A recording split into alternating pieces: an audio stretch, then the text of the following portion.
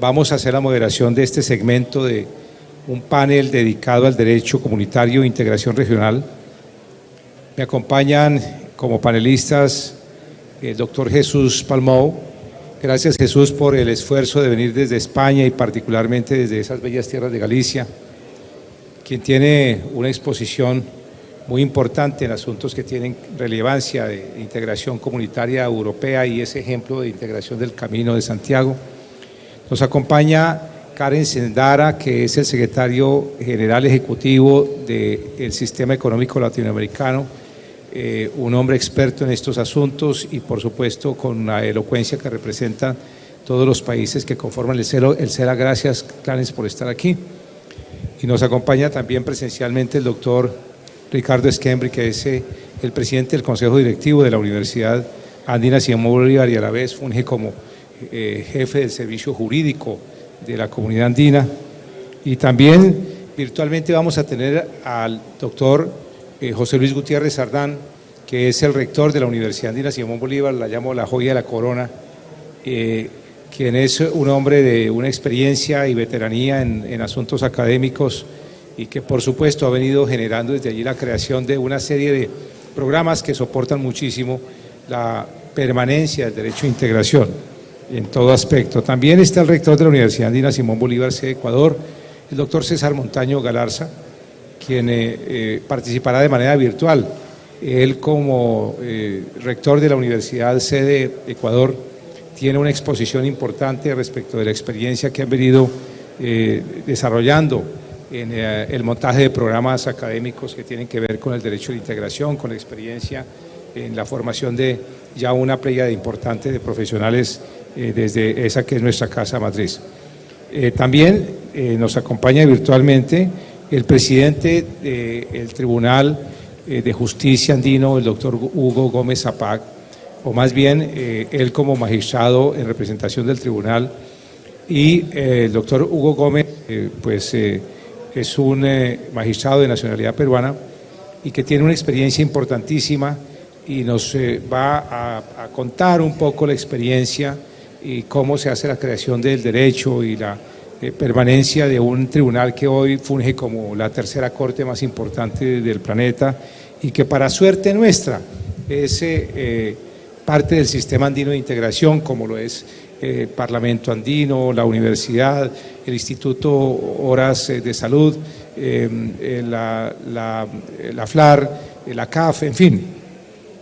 Y finalmente el ministro de la Economía Euroasiática, el señor Asman Sakaliev, quien es el ministro de la competencia, él es un ciudadano de Kazajistán y que trae en el panel como una contribución importantísima de experiencia, entre otras cosas porque la CAN y la Comunidad Económica Euroasiática recientemente hemos firmado un convenio de cooperación en materia de competencia y en asuntos de lucha antimonopólico, de tal forma que tenemos una importantísima participación que nos va a dar que este panel finalmente sea de mucho aporte como segmento importante dentro del derecho de integración. Una vez presentados entonces los panelistas, voy a permitirme, ratificando que Verónica y yo haremos esta coordinación, hacer una pequeña disertación motivante de apertura. Este panel va a ser un panel muy abierto, muy elástico, muy incluyente, de tal forma que ustedes también como participantes van a hacer uso de la palabra en los temas no solamente que tengan que ver, sino lo que ustedes consideren que es inherente a la materia que aquí vamos a tratar, de tal forma que estamos, digamos, en un desarrollo, diríamos, muy abierto y con una informalidad que permita poder tener un mejor resultado al final. Sin más, digamos, en la presentación, quiero entonces entrar, si me lo permiten, a hacer una reflexión inicial. Nosotros tenemos, perdónenme ustedes un segundo que me falla la tecnología aquí. Creo que no tenemos aquí buen internet. ¿Qué está pasando? Perdónenme un segundo.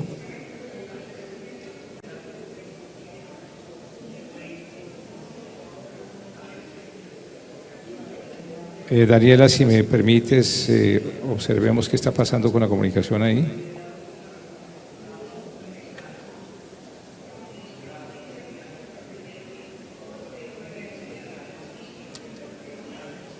¿Cómo estamos? ¿Está bien? Quiero saber si estamos comunicados con Rusia y con La Paz y con Ecuador. Magnífico, magnífico.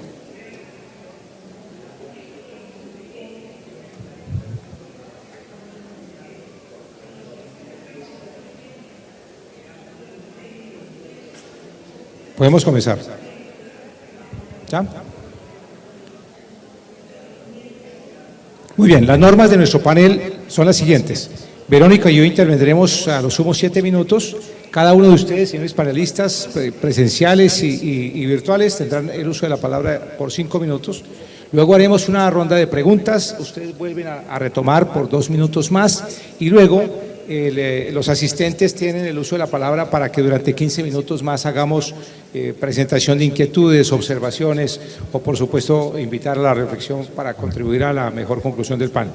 Siendo esto así, quiero entonces dar inicio haciendo unas pequeñas reflexiones de por qué estamos aquí, de qué queremos hacer y cómo es nuestra contribución en el World Law Congress.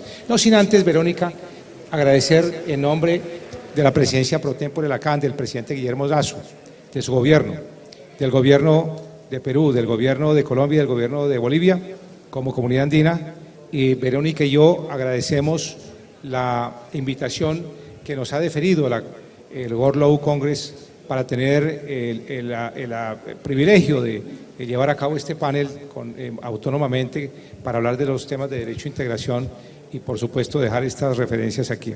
Una de las grandes fortalezas, apreciadas amigas y amigos, que tenemos nosotros en la comunidad andina es nuestro derecho. Nosotros tenemos un derecho comunitario con normas que hoy hemos expedido en 52 años de existencia, 887 decisiones. Nuestras decisiones, como ustedes lo deben saber, son de carácter supranacional, de obligatorio e inmediato cumplimiento. Esto es que, a diferencia de otros mecanismos de integración, el nuestro tiene la aplicación preferente y tiene la prevalencia de la norma. Es decir, que en un juicio de disputa entre una norma de un país, de los países miembros, y la norma de la comunidad andina, prevalece y se impone de preferencia la norma andina. Ese siempre he dicho yo que es quizás uno de los más importantes piélagos que le han dado fortaleza a la comunidad andina y que le han dado un poder fundante de estabilidad a este mecanismo de integración, que hoy cumple en este año 52 años de existencia y que fue fundado aquí en la ciudad cercana a través del pacto del Acuerdo de Cartagena en 1969. Nosotros hemos también producido un derecho adicional que es el de las resoluciones, que son al día de hoy 2.238 resoluciones y que son del derecho ejecutivo comunitario desde la Junta del Acuerdo Cartagena y la Secretaría General, a la cual se suma esa significativa jurisprudencia de la comunidad andina y que nos permite entonces significar que hemos sido creadores en todo este tiempo de un derecho especial.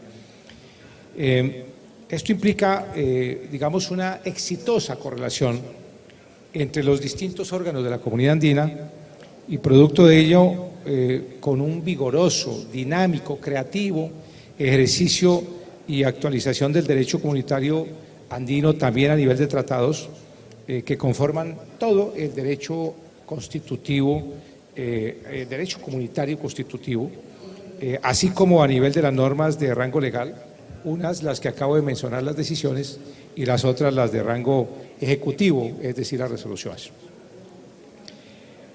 Este derecho comunitario, al igual que en la Unión Europea, porque, apreciado Jesús, nosotros somos un espejo de la comunidad andina en estos aspectos, tiene esas características y nos generan a nosotros la fiabilidad de avanzar, de tener el tiempo a nuestro favor cuando se trata de hacer norma para aspectos comerciales, en salud vegetal, animal, en temas de infraestructura, en asuntos de interconexión, en temas sociales, en cualquier área de de las misiones que nosotros tenemos a diario y que son casi que todas las que tienen que ver con algo que es la misión para la cual fuimos creados hace 52 años. Verónica, cuando nos crearon nos dijeron, ustedes están hechos para mejorar la calidad de vida de los seres humanos. Y eso es lo que hacemos a diario nosotros, a través de esta normativa, a través de este derecho. Por eso, habrá que reflexionar en el día de hoy cuáles son los retos que nosotros tenemos al respecto. Si es suficiente lo que hemos producido o si nos faltan cosas, porque también se trata de hacer una especie de juicio crítico, de juicio de valor. Y creo que hoy tendríamos nosotros la necesidad de avanzar hacia la compilación de normas, hacia la codificación de normas, incluso por segmentos temáticos que nos permitan tener un mayor orden, una mejor pedagogía y un mejor acceso por parte de los usuarios o de los ciudadanos al acervo normativo que hemos podido producir.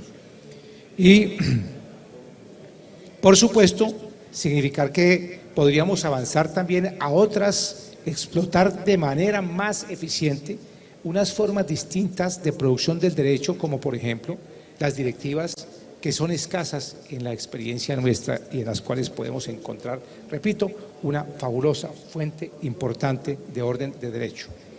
Sobre todo a la hora de tomar decisiones hoy más pragmáticas que nos obliga al rumbo de la humanidad y sobre todo en asuntos comerciales, en temas de negocios, en temas de comercio internacional, en asuntos de exportaciones y de importaciones, en donde se necesita presteza, rapidez, eficiencia para que seamos competitivos. Por eso hemos venido haciendo una trazabilidad de la comunidad andina, de crear la agenda digital andina y de hacer transformación digital en todos nuestros procesos y también, por supuesto, de acelerar el paso pese a la pandemia para buscar éxito y generar que nosotros potenciemos mucho más nuestras fortalezas y mitiguemos un poco más nuestras debilidades. Y a propósito de ello, hemos dicho que la comunidad andina, no de ahora, desde hace 15 meses, a pocos días de entrar a la pandemia, debía caminar rumbo a generar una institucionalidad fuerte para convertirnos en una potencia alimentaria del planeta. Nosotros no vamos a competir con Japón o con Alemania o con China en tecnología o en manufacturas terminadas, pero sí podemos darle al mundo alimentos. Y por eso necesitamos caminar firmemente haciendo más preparación de nuestras MIPYMES, más tecnología agropecuaria, más procesos de salud vegetal y animal para tener todo el impacto de la calidad en los mercados del mundo y poder llegar a muchos otros lugares del mundo y a través del encadenamiento productivo generar muchas ofertas que nos permitan vender más y generar más ingresos para el bienestar de nuestra gente. Y a propósito, pueden ustedes decir, pero el secretario en estos 7 minutos está yendo por otro camino. No, es que ese es el camino de haber creado a través de estas decisiones hitos tan importantes como una zona del libre comercio, como una zona donde a partir del 1 de enero una llamada telefónica solo va a tener costo local. Para llamar de Ecuador, para poner un ejemplo, a Bolivia o a Perú, a Colombia, convirtiéndose en un hito importante porque está mejorando las condiciones de vida y el bolsillo de los ciudadanos. O haber expedido recientemente, por voluntad de nuestros países miembros, el Estatuto Migratorio Andino, norma que genera la verdadera integralidad de la ciudadanía andina y que va a permitir un turismo laxo y una residencia temporal por 2 años prorrogable a 2 más, o una residencia permanente para nuestros ciudadanos con un simple y expedito procedimiento que además va a permitir que esos ciudadanos desempeñen labores, tal como lo hace cualquier connacional. O la norma que permite, por ejemplo, el libre tránsito en vehículos particulares para estimular el turismo, o las que estamos haciendo para hacer facilitación del comercio y facilitación de trámites, o las que desde luego habrá que complementar con la movilidad laboral y con la portabilidad académica para que nuestros ciudadanos andinos puedan trabajar en cualquier país indistintamente, en sector público o privado, y tengan las mismas condiciones de acceso a las mismas normas de beneficio laboral y de seguridad social en el trabajo, o para que también nuestros estudiantes tengan la oportunidad de estudiar donde quieran, en cualquier país, universidad pública o privada, y su título sea convalidado con la simple presentación, sin tener que ir a hacer validaciones, convalidaciones, revalidaciones y nuevos exámenes. A eso le estamos trabajando, hacia allá estamos avanzando, porque es la hora en que la comunidad andina tiene que ser un organismo mucho más dinámico, mucho más vigente en esta etapa en que hemos venido revigorizándola, haciéndole esa reingeniería con el apoyo de nuestros gobiernos para que sea el instrumento que permita cumplir con ese mandato, filosofía de nuestros creadores, hace 52 años, que no es otro distinto de buscar el bienestar de la gente, de hacer la calidad de vida posible para todos. Yo a este respecto quisiera hacer también una reflexión adicional. Es que con el paso de los días y las costumbres, quisiera plantear, a juicio también de reflexión, me parece que hay otras fuentes también, aparte de las directivas de creación del derecho, los acuerdos binacionales. Los acuerdos binacionales van a terminar siendo un mecanismo de mucha agilidad. Recientemente, doctor Clarence Endara, Bolivia y Perú han hecho una reunión binacional con unos estupendos avances. Entre otras cosas porque son propios por las fronteras, por las costumbres, por el límite, por la misma comunidad, allí que haya más posibilidad a que se intervienen todos nuestros demás países. O Ecuador y Colombia han venido haciendo, y la semana pasada el presidente Lasso, presidente pro tempore, y el presidente Duque hicieron una reunión binacional.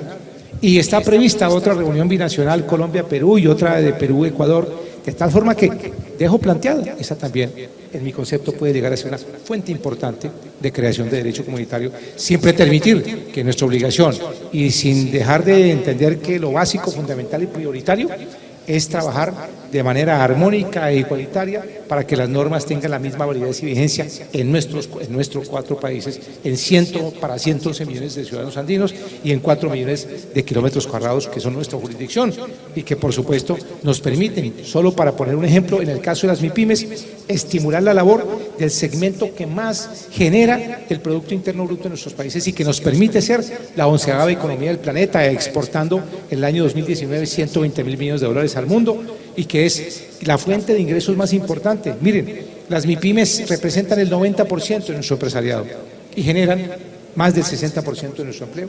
De tal forma que estamos trabajando hacia ello, de tal forma que hay otras fuentes adicionales, los convenios andinos son otra fuente de derecho comunitario andino. Y se me ocurre también que si nosotros apelamos a la letra menor, aquellos acuerdos de cooperación también nos permiten ser fuente importante de derecho en la medida en que, por ejemplo, recientemente, hace menos de 24 horas, firmamos un convenio de cooperación con la Organización Panamericana para la Salud, muy pequeño para una consultoría, pero nos permite, por encima de diferencias y en ánimo pragmático, teniendo normas comunes, crear para estos casos específicos unas normas que permitan que nuestras instituciones, sobre todo los organismos de carácter internacional, puedan fluir en una comunicación y una relación efectiva. Por eso, doctor Clarence, hemos hablado de la necesidad de hacer la convergencia institucional. Apreciado Jesús, América Latina es el continente en el mundo que más mecanismos de integración tiene. Solo le menciono, tenemos ALADI, tenemos el CELA, tenemos Alianza Pacífico, que no es un organismo, pero es un acuerdo comercial, tenemos Mercosur, tenemos la CAN, por supuesto, y si nos hacemos extensivos a Centroamérica, sumamos 4 o 5 más, con CARICOM, con CIECA, en fin. De tal forma que hay que buscar la convergencia de lo que yo llamo los comunes denominadores, que seguramente también serán una fuente creadora de derecho para la posteridad y poder crear unas mejores condiciones ahí. Sistema de solución de controversias, quiero ahí dejar para que sean ustedes los que ahonden en este tema y significar que para nosotros fue importantísimo tener este espacio en este importante foro mundial que por primera vez sale de Europa, de España y llega aquí a América Latina y que nos va a permitir naturalmente ser semillero hacia adelante. Además, no porque estemos en América Latina, sino porque estamos en territorio de la CAN. De tal manera que, Verónica, el saludo más importante lo vas a hacer tú inmediatamente porque también, además de representar la presidencia pro tempore, puede ser la voz vigente de lo que hoy el presidente Lasso como presidente pro tempore ha hecho para que generemos unas nuevas misiones, como por ejemplo un fortalecimiento en aspectos turísticos y un fortalecimiento con la Unión Europea en el relacionamiento, y también unas tareas de emergencia que nos corresponden hacer, como las acciones para mitigar problemas como la lucha contra el fusarium, contra la peste porcina africana y otra serie de misiones que tenemos que en el paso de los días ir acotando cuando se presentan de manera emergente.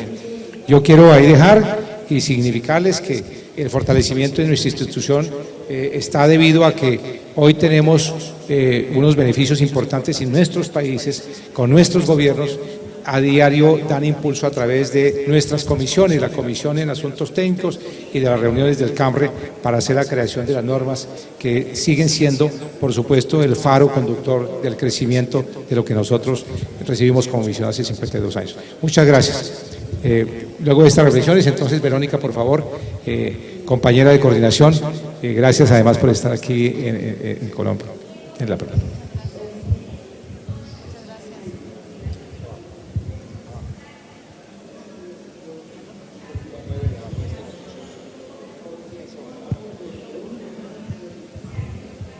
Sonido. Bueno, muchas gracias, secretario. Buenas tardes con todas y con todos. Mi nombre es Verónica Gómez, soy la directora de Integración Regional de la Cancillería de Ecuador, en ejercicio de la presidencia pro tempore de la Comunidad Andina. Nos complace mucho estar esta tarde aquí para debatir acerca de la integración. Yo me voy a referir más allá del concepto del derecho. Creo que es importante reflexionar acerca de la integración en sí, porque creo que en ese sentido la región, no solamente la región andina, la región latinoamericana tiene un déficit.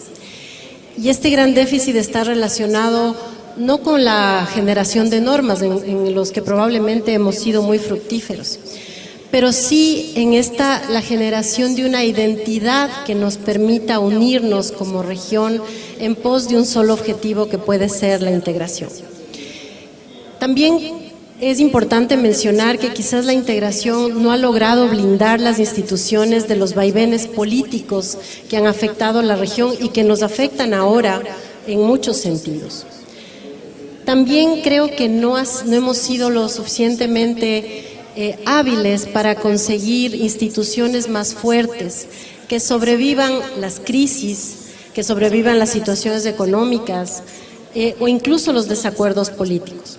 Es verdad que tenemos instituciones muy antiguas, como es el caso de la Comunidad Andina, pero también es verdad que los gobiernos o los funcionarios públicos estamos conscientes de los beneficios que ha generado, por ejemplo, la Comunidad Andina, las decisiones a las que se ha referido el secretario. Pero yo les pregunto, ¿cuántos de los ciudadanos latinoamericanos o andinos están realmente conscientes de los beneficios de la integración? Probablemente no muchos. Quizás los estudiosos, los académicos o los estudiantes de Derecho. Pero realmente los ciudadanos andinos o los ciudadanos latinoamericanos no están conscientes de los beneficios y por tanto ahí hay un gran déficit. No hemos logrado integrar a la población como sí creo que lo ha hecho muy exitosamente la Unión Europea, porque no es solo la institucionalidad o la generación de un gran bagaje jurídico, es hacer que la integración nos pertenezca a todos y que estemos dispuestos a defenderla y a luchar por ella y además a comprometernos a apoyarla. Creo que este es uno de los temas en torno a los cuales es importante reflexionar y no me quiero alargar demasiado porque creo que nuestros panelistas nos pueden orientar mucho y solamente comenzaré diciendo que también considero que uno de los grandes déficits de la región, y es algo que tenemos que comenzar trabajando, es darle un mayor enfoque de género a todas las actividades nacionales, regionales e institucionales que tengamos. Yo lamento mencionar este tema, pero justamente este panel es una evidencia de que no existe esa equidad de género. Y eso es también algo que le quiero preguntar al secretario del CELA que nos acompaña esta tarde. Ese será también uno de los grandes retos de la integración, integrar al 50% de la población en las mesas de decisión. Muchísimas gracias, estimada Verónica. Un gusto compartir con tan distinguido panel, doctor Pedraza, estimado profesor, querido Ricardo. Evidentemente la integración termina respondiendo a las grandes necesidades reflejadas por la formación de estados y gobiernos durante determinadas épocas. Esto perfila mucho el principio y fin de a dónde se quiere llegar con integración. Uno una de las tareas pendientes en la que nos hemos puesto a trabajar entre los organismos de integración ha sido precisamente el tema de género. Cómo transversalizamos la participación equitativa entre hombres y mujeres. Pero lo que comentábamos en el preludio de este panel, lamentablemente la comprensión del equilibrio de género no es algo debatido abiertamente. Podemos decir que nos hemos vuelto especialistas en comercio, en derecho de integración, en facilitación de fronteras, pero hay un tema que no lo hemos terminado de debatir y está el compromiso, Verónica, gracias por terminar de reafirmar que el CELAC vaya a transversalizar el tratamiento de género en todos sus temas. Quiero volver un poco hacia la esencia misma del diseño de este panel. Cuando tratamos de hablar de globalización e integración, hay hechos incontrastables con los cuales nos tenemos que enfrentar. Y son realidades mediante las cuales, permítame tomar alguna ayuda sobre cifras específicamente, nos damos cuenta que hemos avanzado en la creación de acuerdos de normativa de integración en la región de una forma muy importante. Tenemos alrededor de 87 acuerdos como tratados de libre comercio entre América Latina y el Caribe. Unos 36 específicamente comerciales y de profundidad. Ahora nos preguntamos, ¿qué tan efectivos son? Y ahí nos encontramos con una realidad verdaderamente complicada. Y es que alrededor del 89% del comercio que realizan nuestros países en América Latina y el Caribe, el 89%, lo hacen con países de extrazona. Y apenas el 11% es lo que comercializamos entre nosotros. Estoy hablando de 25 países, que es la membresía de la institución que me toca regir por ahora. Esta realidad nos lleva a reflexionar que si el derecho es suficiente para solucionar los problemas actuales, tenemos problemas muchos más profundos en relación al tratamiento específico para poder eliminar por completo barreras que normativamente ya no deberían existir. Y es ahí donde, bueno, Ricardo, desde la Secretaría, está nuestro magistrado del Tribunal Andino, me darán la razón. Lamentablemente las reglas no están siendo efectivas para poder tener una mayor integración.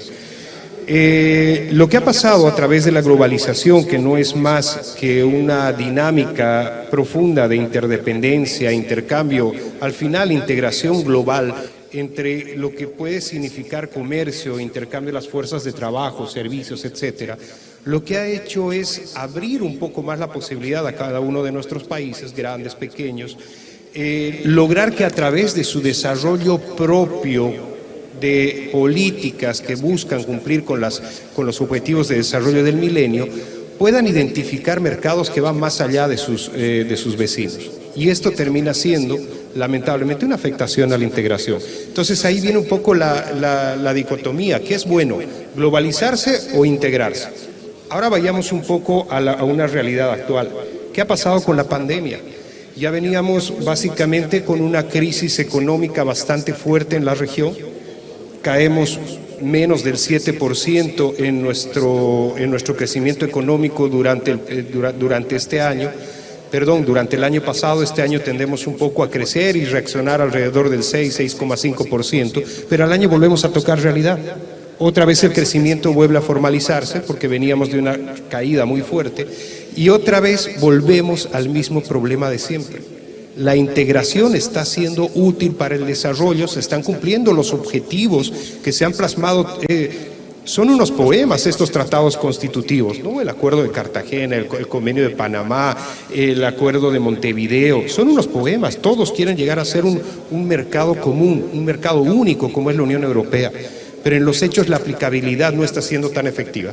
Y es ahí donde hay que generar espacios mucho más grandes de debate entre los países, tratar de sincerar cuáles son los propósitos de los países dentro de las membresías, lo decía bien el secretario, multiplicidad de acuerdos de integración, de mecanismos de comercio generados, pero que no están encontrando su efectividad.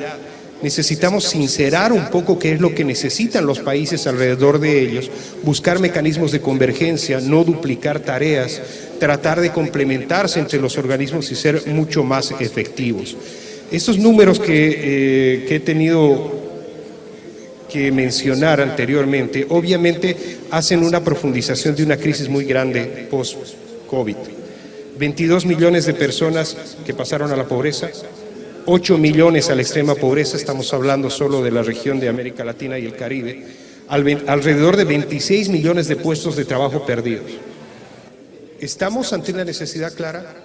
Los mecanismos de integración como generadores de normas, de políticas, de propuestas de políticas públicas, necesitamos tener un ahondamiento de esta realidad y ser mucho más prácticos a la hora de prestar los servicios para los cuales nos han creado y para los cuales tenemos que avanzar. Creo que inicialmente, y para terminar esta primera parte, me gustaría un poco llamar a la reflexión en relación a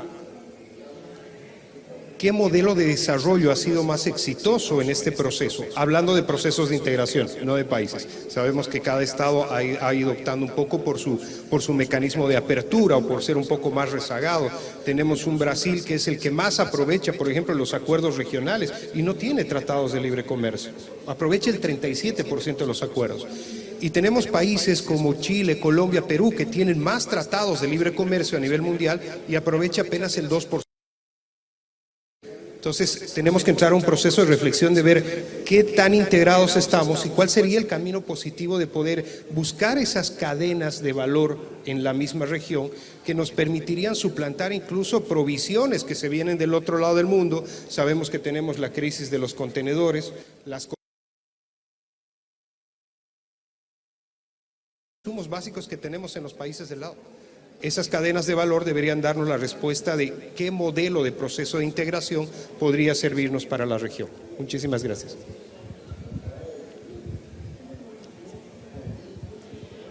Bueno, la organización de este panel ha considerado importante también contar con una visión del otro lado del mundo, porque quizás necesitamos los latinoamericanos mirar las otras experiencias. Así que a continuación tendremos la intervención del representante de la comunidad euroasiática, que tiene un mensaje, que nos ha enviado un mensaje por video, dado el cambio de hora que era imposible concretar su participación. Por favor, si podrían ayudarnos con el video. Gracias. Dear Mr. Pedraza, dear ladies and gentlemen, firstly, let me thank you for your kind invitation and possibility to make a presentation.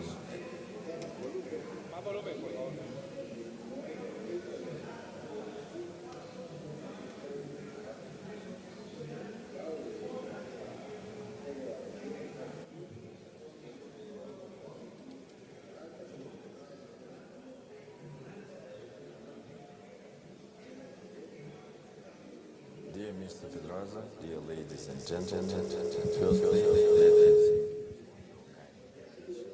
and possibility to make a presentation at this exceptional event.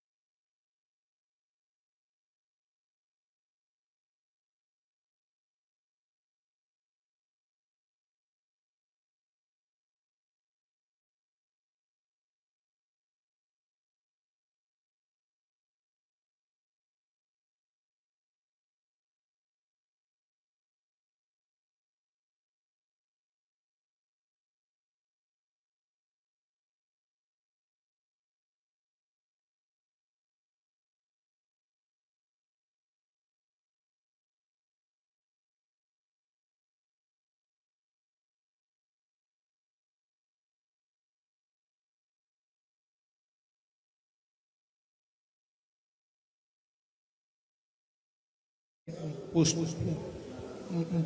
punto apuesta de la realidad, ya lo ha dicho, más allá de la institucionalidad, más allá de las normas, ¿cuál es la realidad?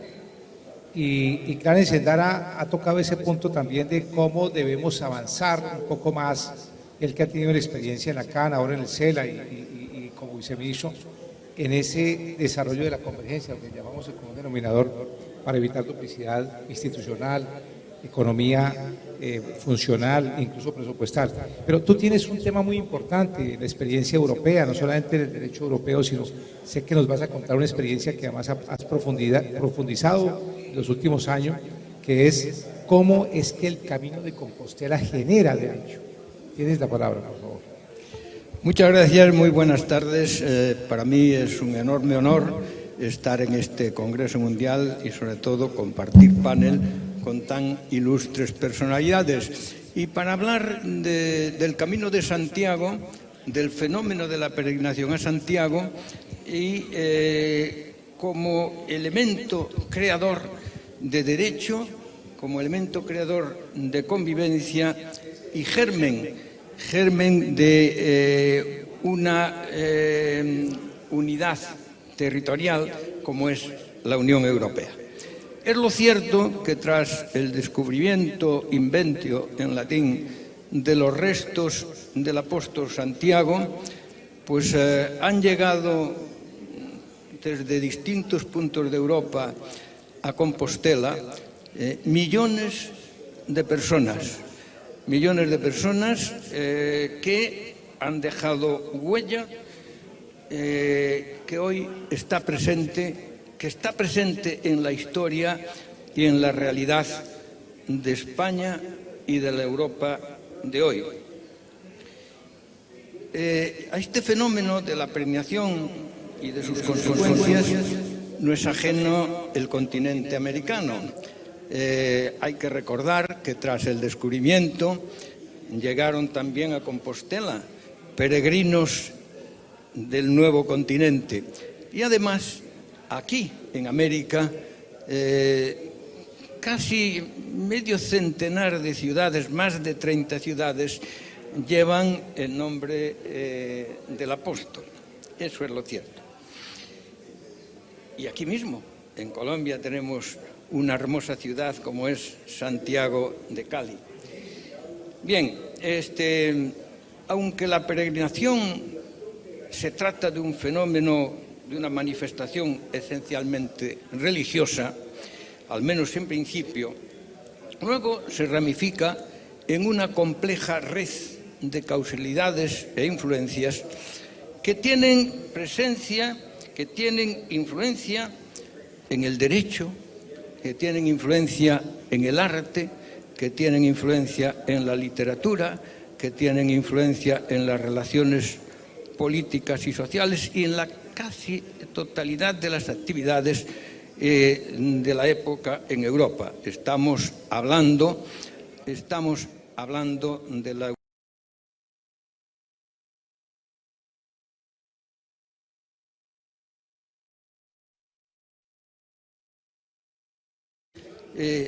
tremendamente fragmentado en la Europa de la Edad Media.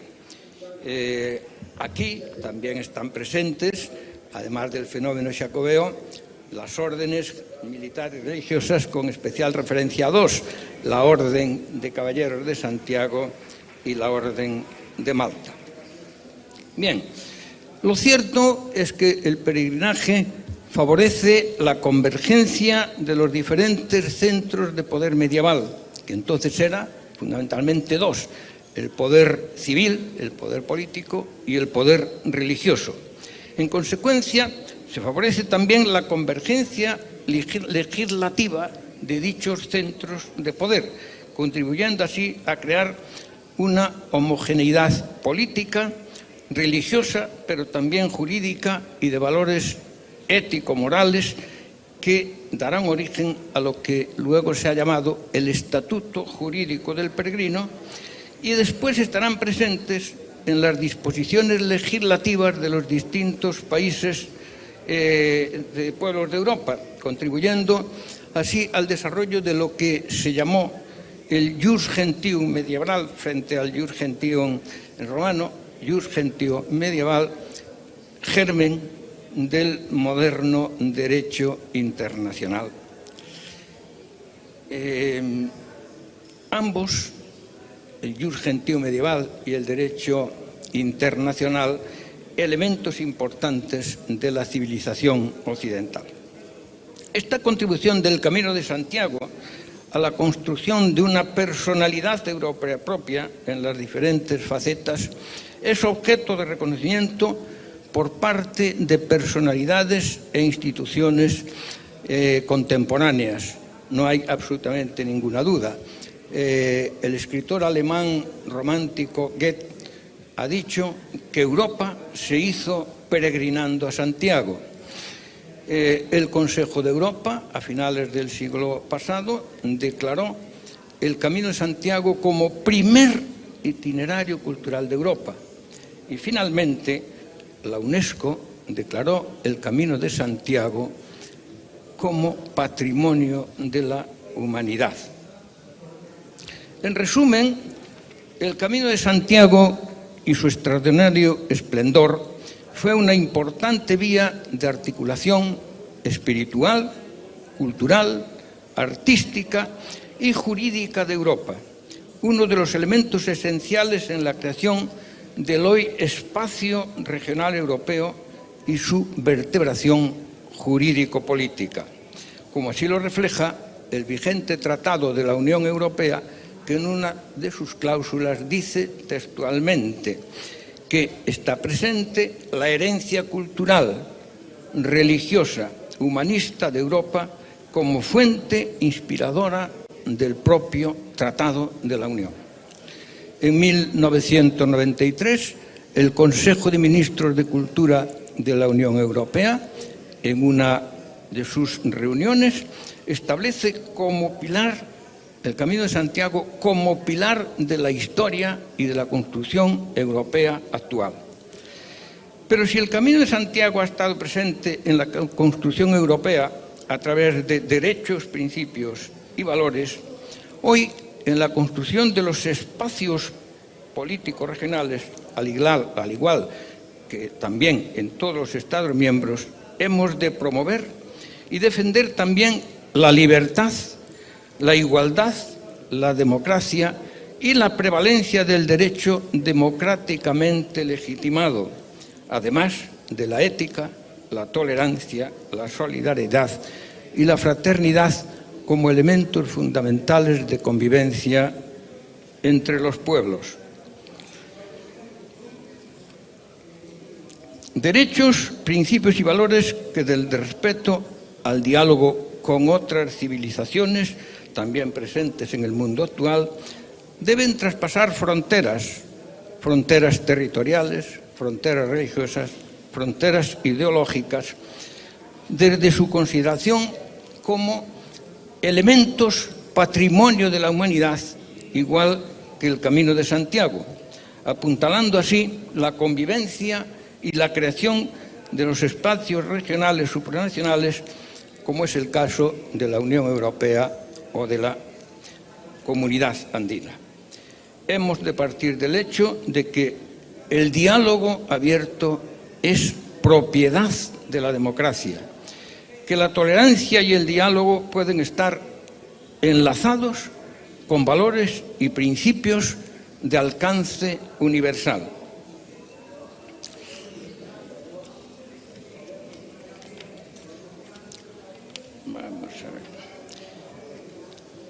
Estamos hablando de espacios en los que, junto al respeto y promoción del derecho, principios y valores ya mencionados, debe prevalecer también la garantía de los derechos económicos fundamentales, como la competitividad,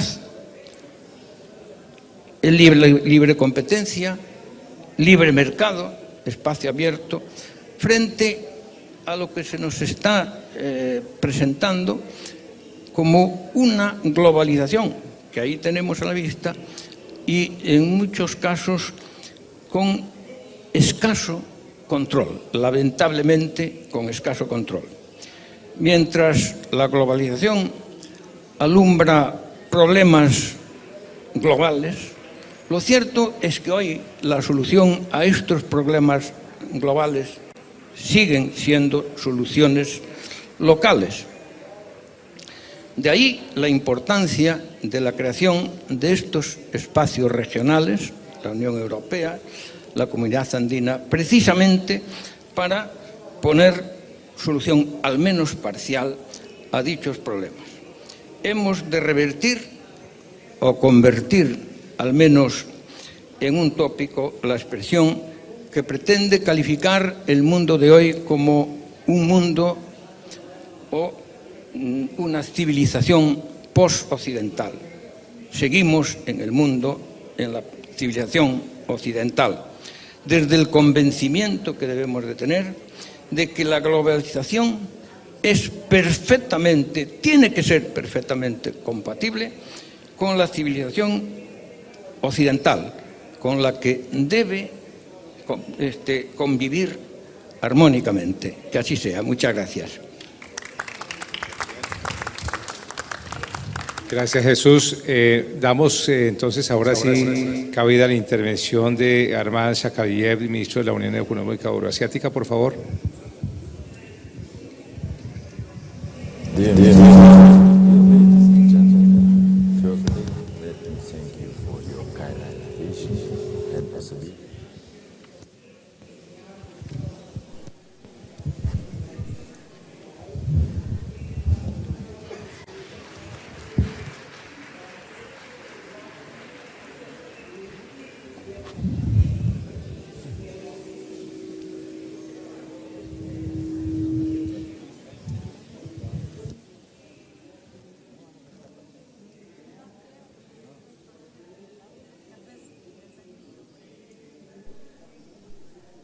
For its excellent.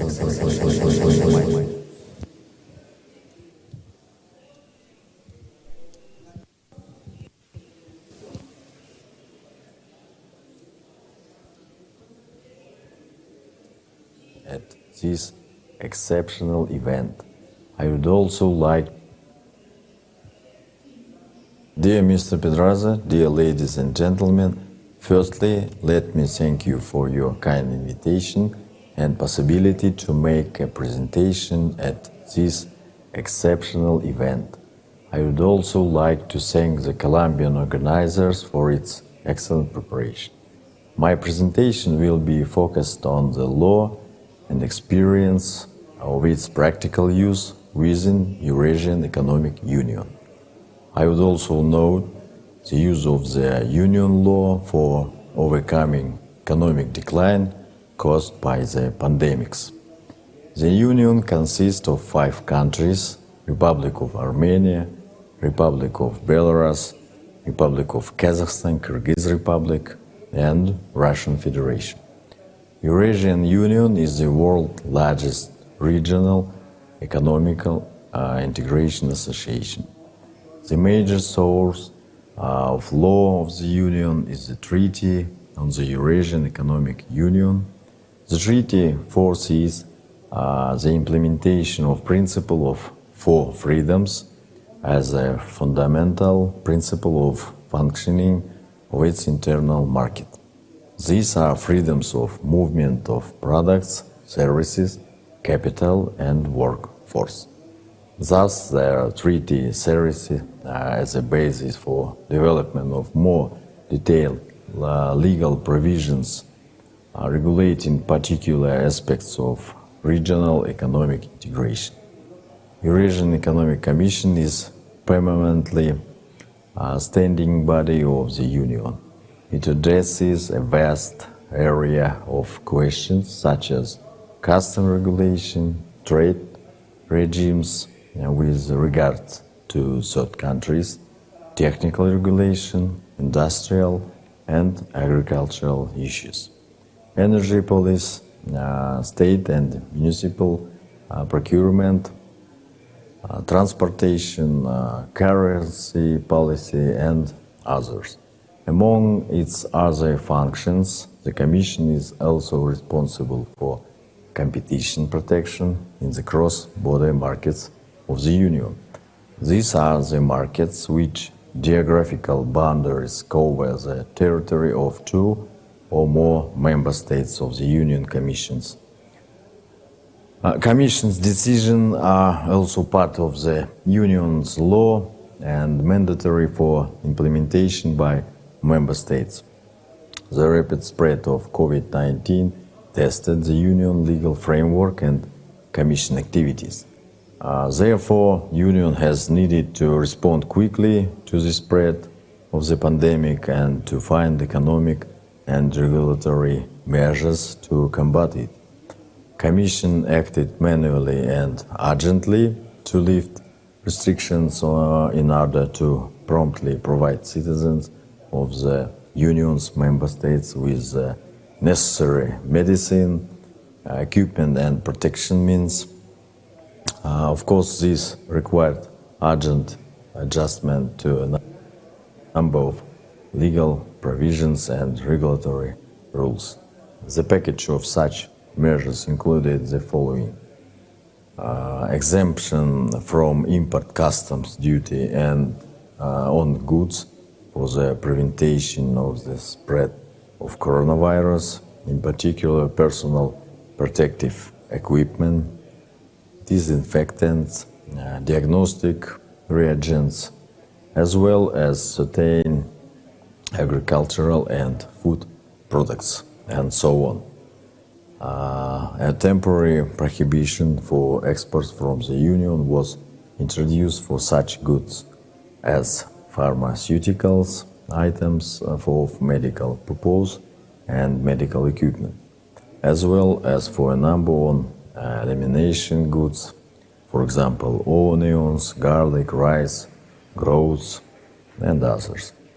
The Commission undertook a series of measures limiting the impact of the pandemic on commodity turnover and transportation logistics.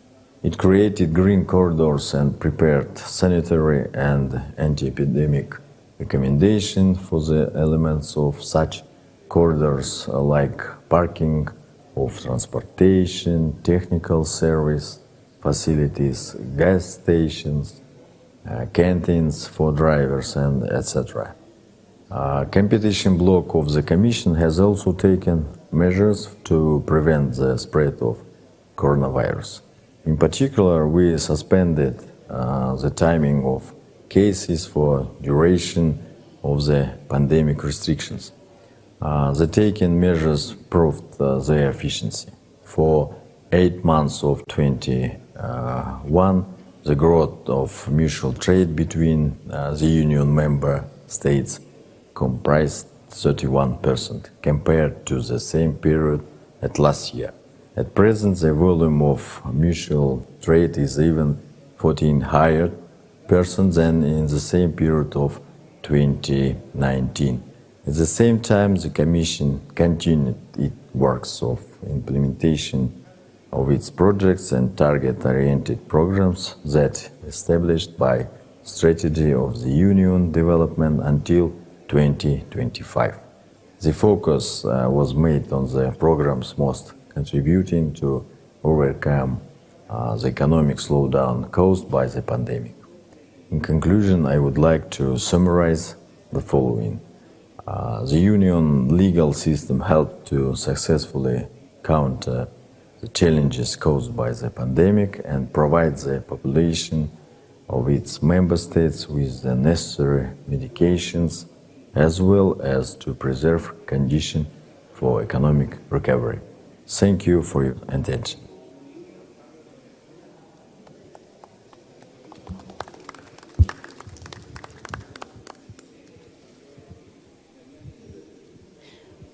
Bueno, pedimos disculpas por los inconvenientes.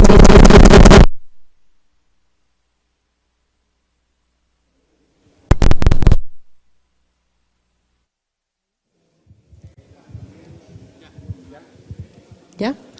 Bueno, muchas gracias. A continuación quisiéramos en formato virtual solicitar la participación de José Luis Gutiérrez Sardán.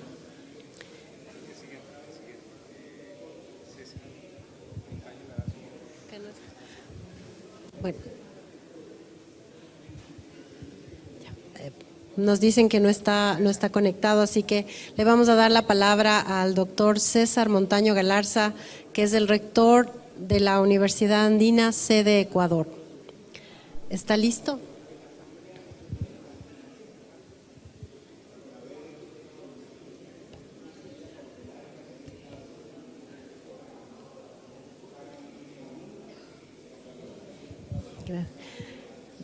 ¿Nos escucha, doctor?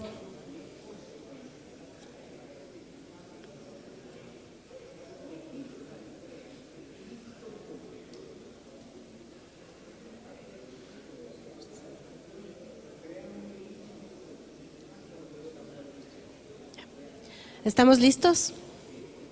Creo que está sin sonido.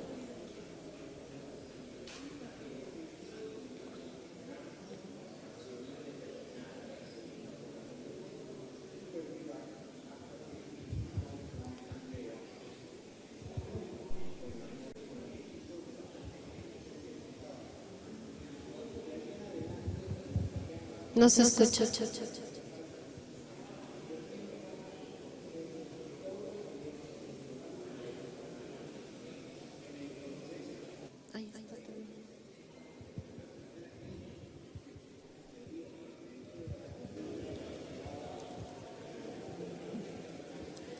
No tiene sonido nuestro Doctor panel. César, si nos escucha, tal vez usted no tiene allí sonido, prenda su sonido, por favor.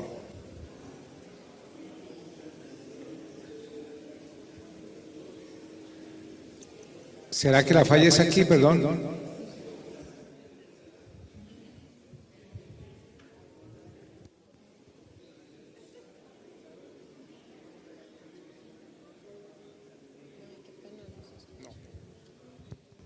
¿Por qué no hacemos, Verónica, lo mismo para el buen uso del tiempo? De pronto que continúe el doctor Ricardo Skembri. ¿Lo presentas, por favor? Bueno, hasta resolver entonces vamos a continuar y volvemos al formato presencial. Tenemos a continuación al consultor jurídico de la Secretaría General de la Comunidad Andina, Ricardo Skembri. Por favor. Usted es el dueño de todo el bagaje jurídico de la Comunidad Andina. ¿Qué nos puede contar? Sí, muy buenas tardes a todos, asistentes presenciales y virtuales. Vamos a ver, el tema de los organismos de integración tiene que mirarse con una óptica histórica. El ser humano ha conocido diferentes organizaciones territoriales del poder político y jurídico. Hemos pasado de las ciudades-estado de la antigüedad, por los feudos del medioevo, antecedidos por los imperios como el romano y el incaico que tuvimos en esta parte del mundo, y surgen los estados nacionales con mucha fuerza, pero a partir del siglo XX irrumpe en el escenario internacional un nuevo sistema de organización política, jurídica y económica denominada genéricamente organismos de integración, en el cual hay una gran cantidad de vertientes o modelos, como puede ser el de la Unión Europea, como puede ser una zona de libre comercio, como puede ser una unión aduanera tipo la del Mercosur. Es decir, hay distintísimos modelos de zonas de integración, pero lo cierto es que ha surgido, y tal vez para mucho tiempo, una nueva organización territorial del poder político, económico y jurídico, que son los organismos de integración. Y esos organismos de integración, de alguna manera, en mayor o menor grado, tienen un gran impacto sobre los pobladores que ocupan ese territorio en donde el organismo de integración actúa y ejerce su poder. Y como tal, cuando se tiene una organización comunitaria de modelo europeo, como lo es la Comunidad Andina, como lo es la Comunidad Europea, hoy Unión Europea, o una parte de la Unión Europea que es la comunidad como tal, lo cierto es que estamos claramente ante un activísimo sujeto que ejerce poder político en un territorio determinado sobre unos pobladores determinados. La esencia entonces de este tipo de modelos de nuevos entes territoriales se va gestando a través de todo el siglo XX, desde la segunda mitad del siglo XX, y aquí estamos, y aquí seguimos. Por supuesto hay muchas deficiencias y mucho más en América Latina, porque esta integración con múltiples personalidades jurídicas de América Latina pues no ha dejado el impacto que todos quisiéramos, claro. Tal vez después de décadas, porque en esto se lleva décadas, la integración de América Latina en sus diversos organismos empieza básicamente con el Tratado de la LALC en 1960. Es decir, que estamos hablando de un recorrido bastante amplio en materia de tránsito de la integración en América Latina. Hay organismos subregionales como la Comunidad Andina que han adquirido pues una mayor realización, una mayor concreción de su derecho, de sus impactos económicos. Es cierto que falta mucho por hacer, pero hay varios elementos. Miren ustedes, por ejemplo, y esto está allí también planteado dentro de nuestro esquema de panel. La Comunidad Andina durante la pandemia hizo grandes esfuerzos para sostener el comercio en la región. Se hicieron una gran cantidad de determinaciones concretadas en decisiones, muchas trabajadas por Clarence Endara, para flexibilizar el soporte documental de las transacciones comerciales y así lograr que el comercio siguiera fluyendo a pesar de la pandemia. Y esto, por supuesto, tiene un impacto social y un impacto económico. En cuanto a las cifras y a la pregunta de globalización e integración, y voy saltando de un tema a otro para hacer una lluvia de ideas inicial y luego de pronto concretar algo más. El punto es que en un momento dado América Latina empieza su proceso de integración con una concepción proteccionista, una integración en la cual los países tienen unas barreras aduaneras hacia afuera y se pretende construir hacia adentro ese flujo comercial. Pero ello cambia, y ello cambia precisamente por la presión internacional y la globalización. Y los países latinoamericanos optan más bien por involucrarse en la globalización, no quedarse atrás de la globalización, pero preservar también su integración. Y pasamos a una integración aperturista, que hace entonces perfectamente compatible un elemento con el otro. La globalización y la integración pasan a ser estrategias prácticamente, si no de todos, de la gran mayoría de los países latinoamericanos. Es decir, que se logra que haya no un antagonismo entre los dos esquemas, sino todo lo contrario, un agonalismo, con todas las dificultades que ello pueda implicar, pero en eso es en lo que estamos hoy en día. Y en cuanto a las cifras, es cierto, prácticamente todos los países latinoamericanos, no sé si Bolivia sea la excepción, su principal socio comercial es uno o dos países o regiones extra latinoamericanas. Creo que Bolivia es el único país cuyos principales socios comerciales son latinoamericanos, en toda la región, que son Brasil y Argentina. Por lo demás, los demás países latinoamericanos, su principal socio comercial es o China, o la Unión Europea, o Estados Unidos. Básicamente en eso estamos. Pero en ese pequeño componente del comercio intralatinoamericano, sí hay que poner de presente algo que anima, que da optimismo.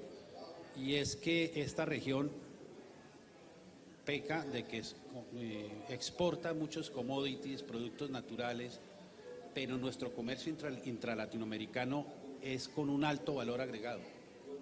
Nosotros tenemos que tener presente que esa de pronto baja cifra de todos modos tiene industria, tiene agroindustria.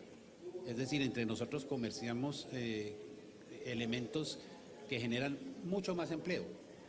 Y al mismo tiempo, lo ya resaltado en cuanto a la participación de las pequeñas y medianas empresas, pues las pequeñas y medianas empresas, por definición, no están dotadas de la capacidad de entrar al comercio exterior y al flujo de la globalización, porque sus productos de pronto no tienen toda la calidad requerida, porque de pronto no tienen los volúmenes que exige el mercado internacional y tantos otros factores. Y en cierta medida en la comunidad andina lo que están encontrando esas pymes, y en la medida en que se imparten cursos virtuales permanentemente hacia las pymes para que se involucren en el comercio exterior, pues estamos haciendo que las MIPYMES cada vez se vuelve eso como una pequeña universidad, ¿no?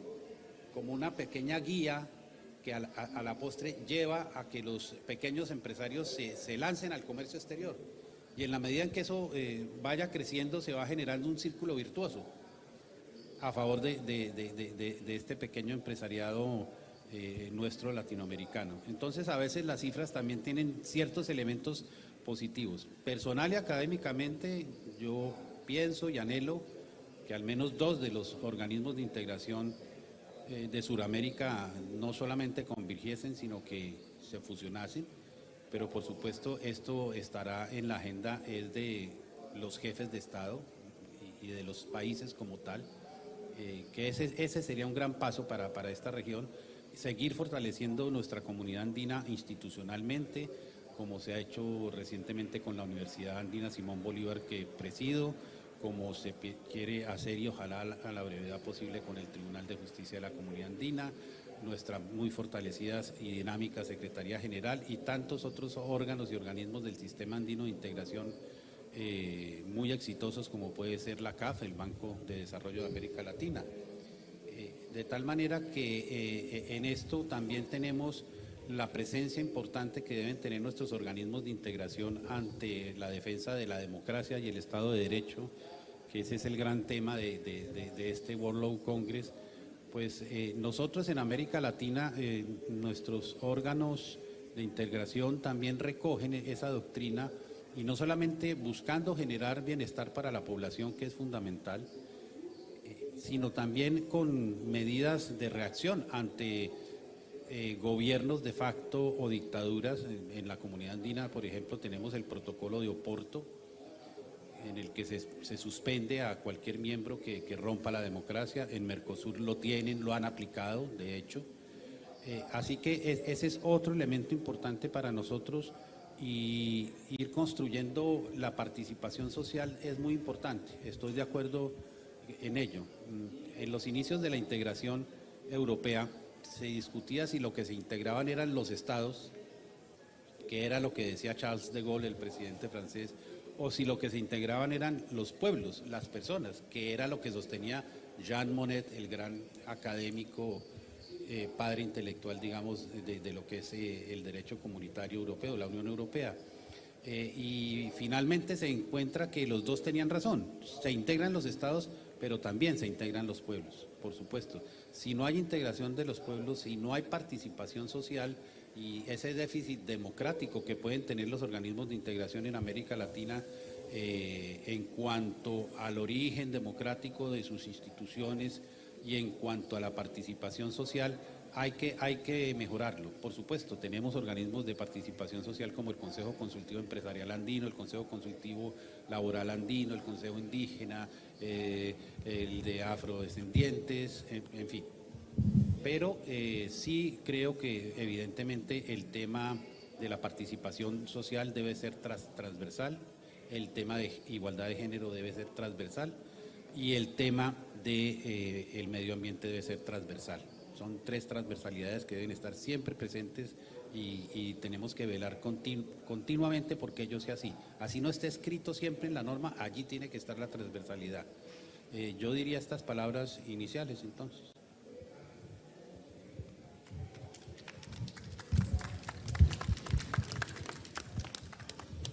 Damos paso entonces a la intervención en la vía virtual del doctor Hugo Gómez Apac, delegado o vocero del Tribunal de Justicia Andino, quien también ya estaba presente desde su lugar de transmisión. Yo les pediré el favor si podemos hacer la transmisión y luego la del doctor César Montaño Galarza, rector de la Universidad Andina, sede de Ecuador.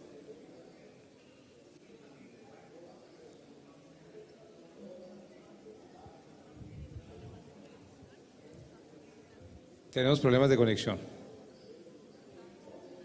Bueno, no sé ustedes qué opinan, Verónica, si vamos siguiendo, haciendo unas reflexiones adicionales para ir. Gracias. Este segundo segmento, digamos, vamos avanzando con los presenciales y luego damos, tan pronto ustedes tengan la conexión, vamos a aquellos participen en su intervención central. Jesús, Ricardo y Clarence, con esa además intervención de Verónica que abrió un poco ese tema al libre debate, que rompió el hielo, perdimos la timidez, esa es la tarea de nosotros los moderadores. Se me acaba de ocurrir varias cosas cuando tú contabas esa manera en que un camino crea un derecho de integración, crea unas normas. Recuerdo que ahora en mi viaje de ayer venía leyendo la historia de Ecuador. Entonces, son varios capítulos, por cierto, es una obra que ha hecho la Universidad Andina. Y en punto a la organización comercial, el Chapañán es un ejemplo. Chapañán o Campañán es el ejemplo del camino andino incaico, a lo largo del cual se suscitaron derechos de movilización de las personas, porque no todos podían salir al tiempo, tenían que ser organizados, entonces había un derecho, había un orden. Claro, esto implicaba unas jerarquías, y esas jerarquías siempre estaban dadas a unos jefes de cada una de las organizaciones tribales. Pero al lado de eso también se generó un derecho ciudadano, de una especie de civita jura de construcción, porque a lo largo del camino se fueron desarrollando los pueblos, los asentamientos, pero también con una especie, digamos, de derecho urbano, pero también se desarrollaron los intercambios comerciales, entonces nació ese derecho de comercio. No era con la moneda plástica, ni el cajero, ni la consignación vía electrónica, sino con el intercambio de mercancías y el camino del facilitador. Y ahora que Clarence hace la reflexión sobre la necesidad de lo que hemos venido conversando y en lo cual el CELA y la CAN estamos hermanados para provocar ese encuentro de los organismos de integración, para que pasemos a ser más prácticos en esa tarea a la que tú has señalado, Jesús, la necesidad, y está planteado como una reflexión para esta segunda parte, es lo global o lo regional. Lo dijimos hace muchos meses, comenzando la campaña de la pandemia, que nosotros estábamos convencidos que esta lección de la humanidad en asuntos de salud pública, en asuntos de emergencia sanitaria, nos estaba llevando a un cambio de metodología en los temas económicos y que el único camino es fortalecer lo regional, fortalecer lo nuestro para poder ser competitivos. Y Ricardo termina además haciendo una acotación importantísima sobre cómo nosotros, porque esta parte de aquí y el Acuerdo de Cartagena nos ha dado unos mensajes claros sobre proteger MIPYMES, pero también somos conscientes sobre que ese otro 10% que no es MIPYME es el motor generador de la capacidad de pasar extramuros comunitarios a llevar mercancías, a llevar producto terminado, a llevar cosecha para el consumo, es decir, a hacer posible nuestra presencia comercial.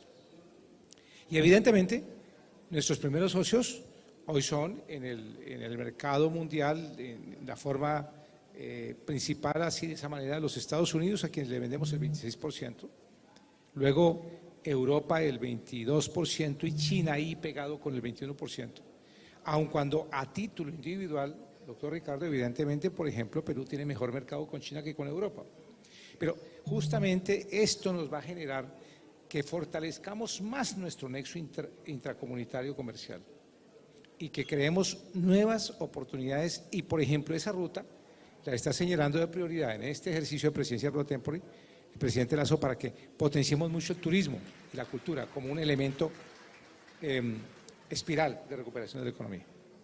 Quisiera entonces, sobre esas reflexiones, que ustedes nos den el aporte adicional, cómo este proceso de integración contribuye al fortalecimiento del tema del World Law Congress, del Estado de Derecho y de defensa de la democracia y de principios de respeto de la individualidad, y cómo también esa condición de preferir lo regional sobre lo global nos va a permitir, sin querer decir que lo global todo ha sido, no, lo global nos ha dejado cosas buenas, pero he dicho también nos ha dejado cosas no muy buenas.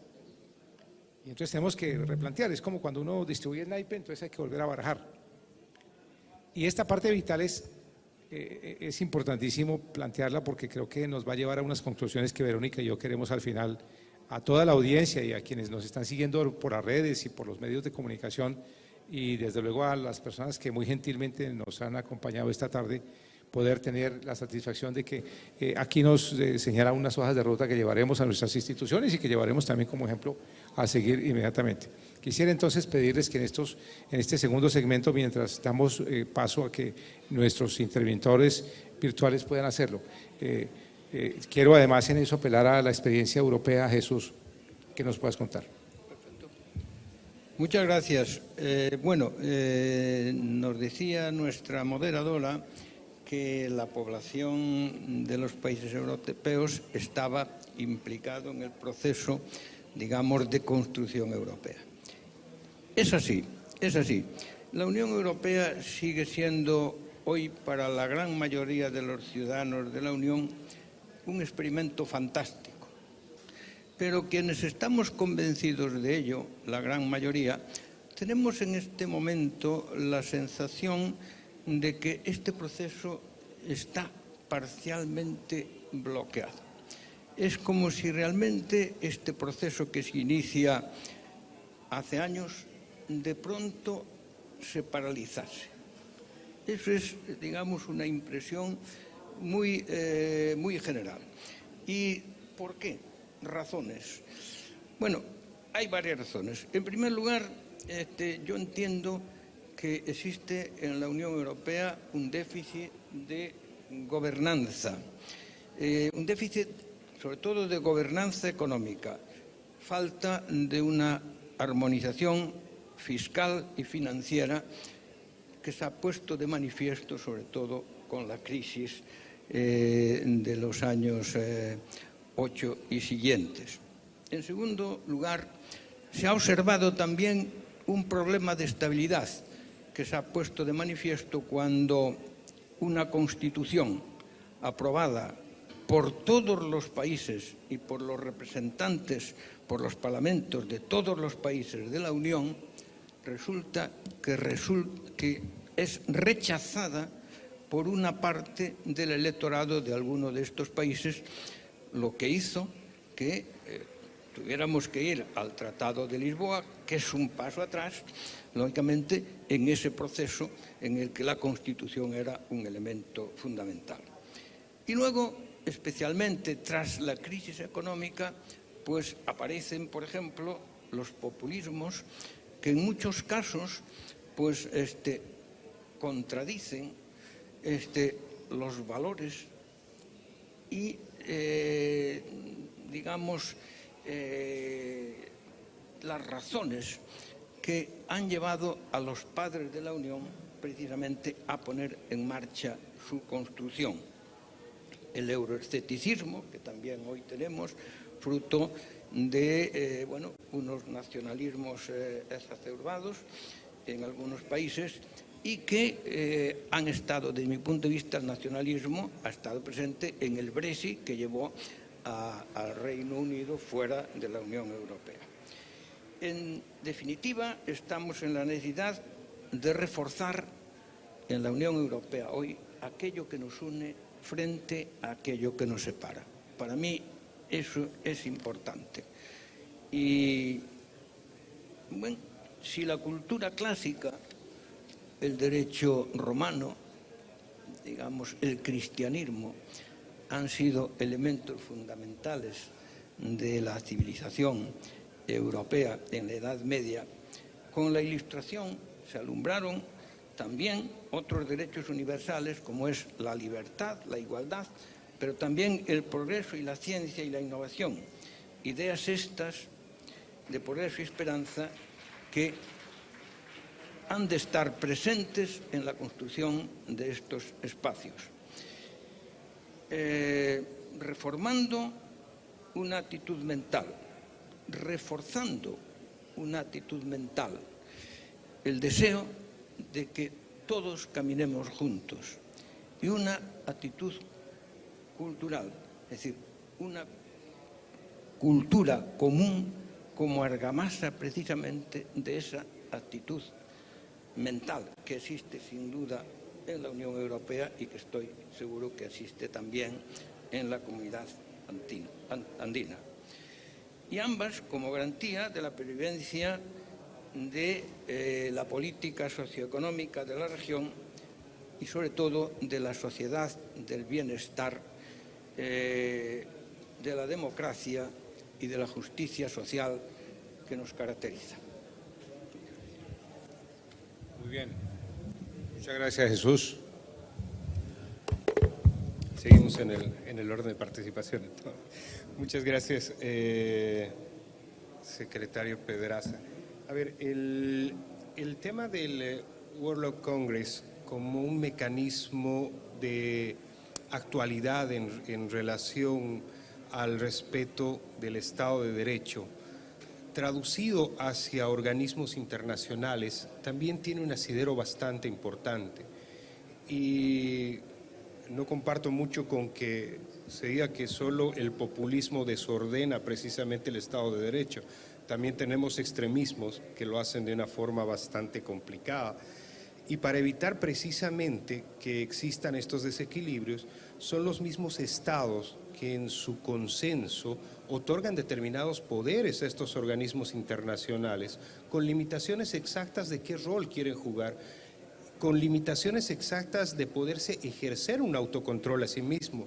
Bien lo mencionaba Ricardo respecto a estas cláusulas democráticas que se encuentran vigentes en nuestros procesos de integración, que permiten en cierta forma, o mejor dicho al revés, los estados autorizan por sí mismos ser controlados en caso de que sus procesos democráticos estén sufriendo alguna alteración que no esté bajo el marco normativo. Pero este imperio del ejercicio de la soberanía cedida por los propios estados es el mandato único que cuando hablamos de Estado de Derecho en el marco del derecho internacional es el único asidero de poder respetar también como en un marco de globalización o integración mundializada, si queremos decirlo, nosotros nos ponemos en un equilibrio de respetar esa diversidad de mecanismos que han ideado los países para poder tener su propio camino de desarrollo. Esa diversidad es precisamente la que debiera conjugar en necesidades específicas y comunes para que las agendas positivas ayuden en un mecanismo de construcción normativo en el marco del derecho internacional y sobre todo comunitario. Hago un pequeño paréntesis, acabamos de terminar un ejercicio en el CELA muy interesante.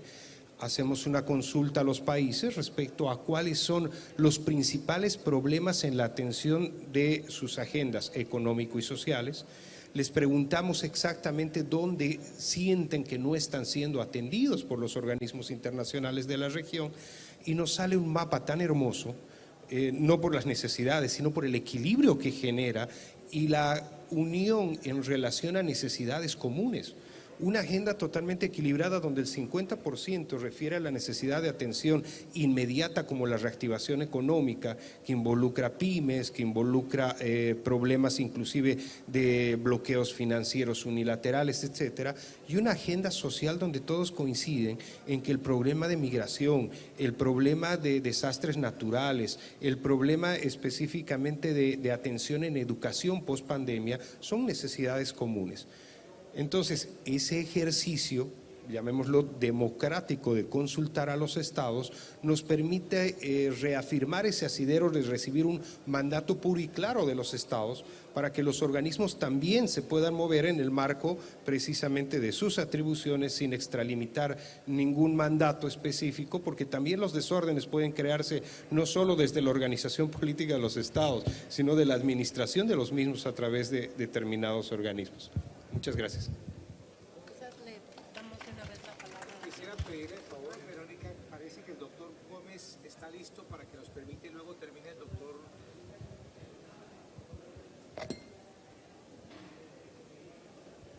¿Podemos darle curso a la presentación virtual del doctor Gómez, por favor? El Tribunal de Justicia, que me dicen que estaba lista hace 4 minutos, ya sin ningún problema de sonido. Parece que no me escuchan, parece que no me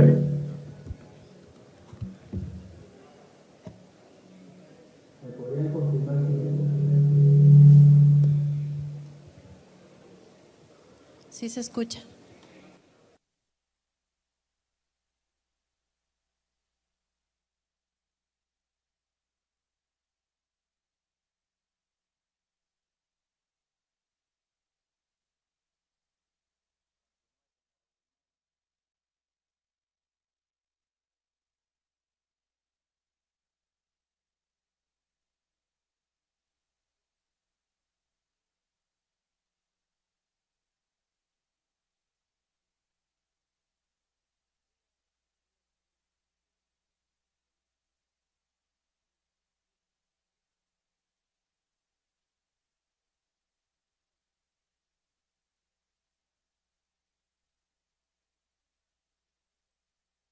De los países miembros de la Comunidad Andina es, en mi opinión, promoviendo la inversión privada e incentivando el comercio intracomunitario, lo cual requiere no solo continuar protegiendo el área de libre comercio que existe en el mercado subregional andino, sino también el compromiso político de los gobiernos de no ceder a las presiones mercantilistas que posiblemente exijan la imposición de restricciones al comercio, así como el efectivo papel de la Secretaría General de la Comunidad Andina como autoridad supranacional de defensa de la competencia, de asegurar que el bienestar de los consumidores andinos no se vea afectado por conductas anticompetitivas transfronterizas, sean en la modalidad de abuso de posición de dominio o de prácticas colusorias.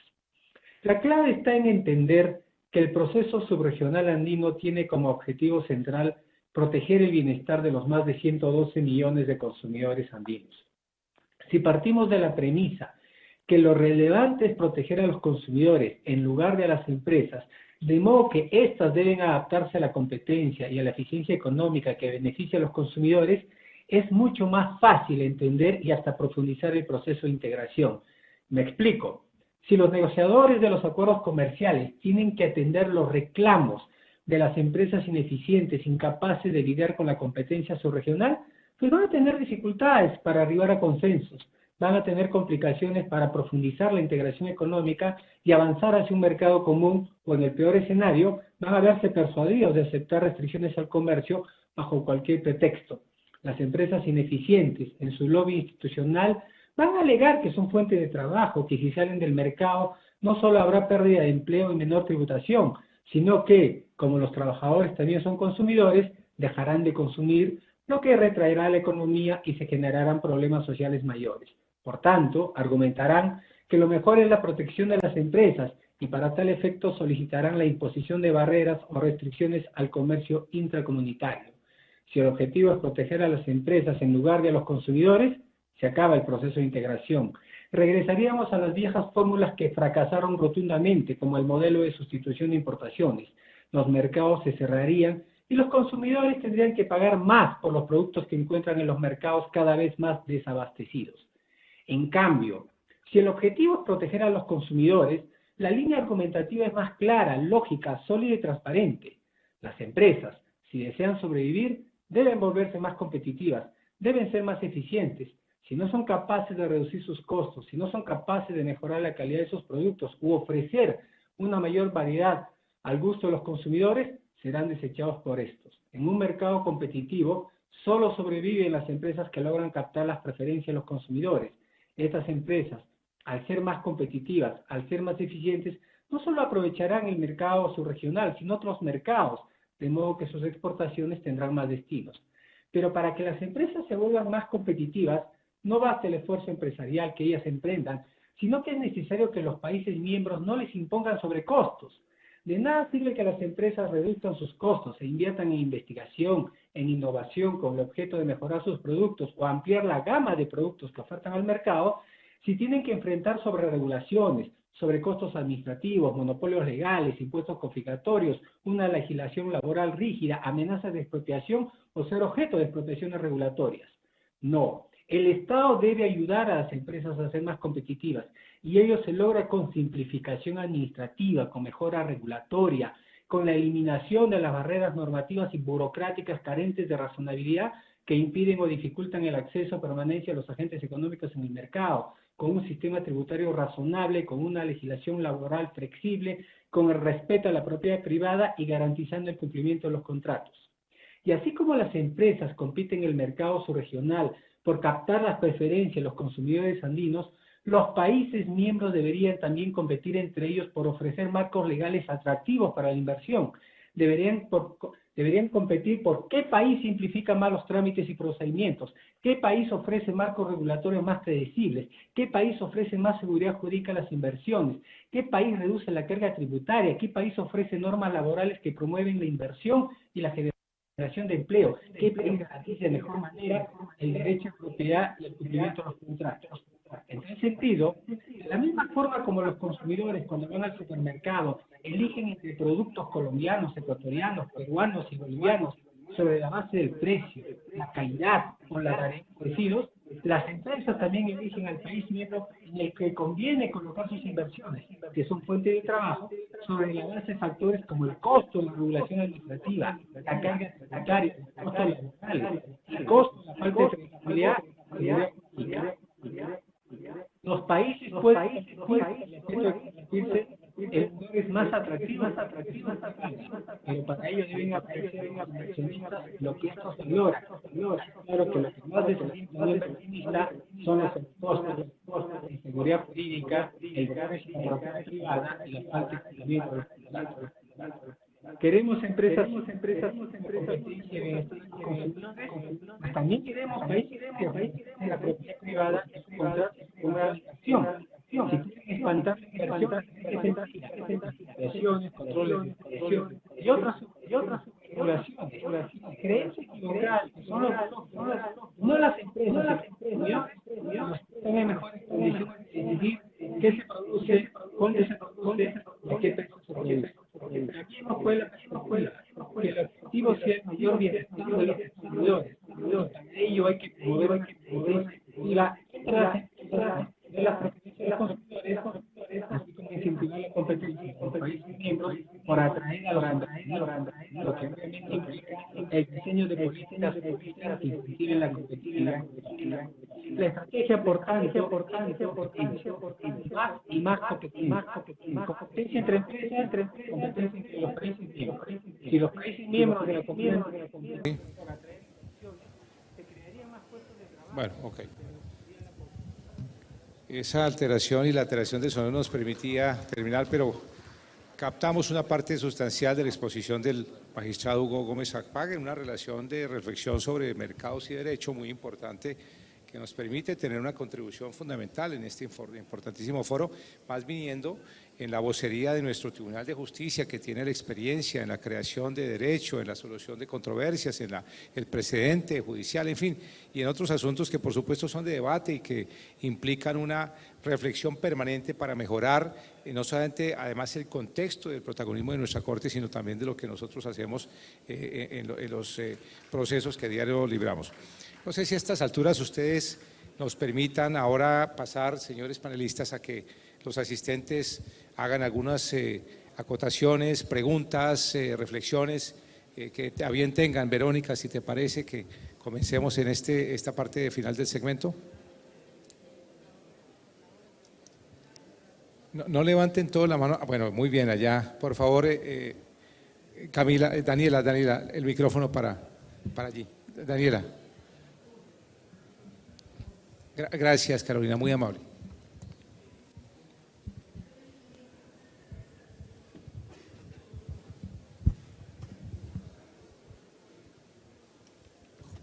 Les pediré el favor su nombre, si hay alguna institución que representen, el contenido de la pregunta y a quién va dirigida. Gracias.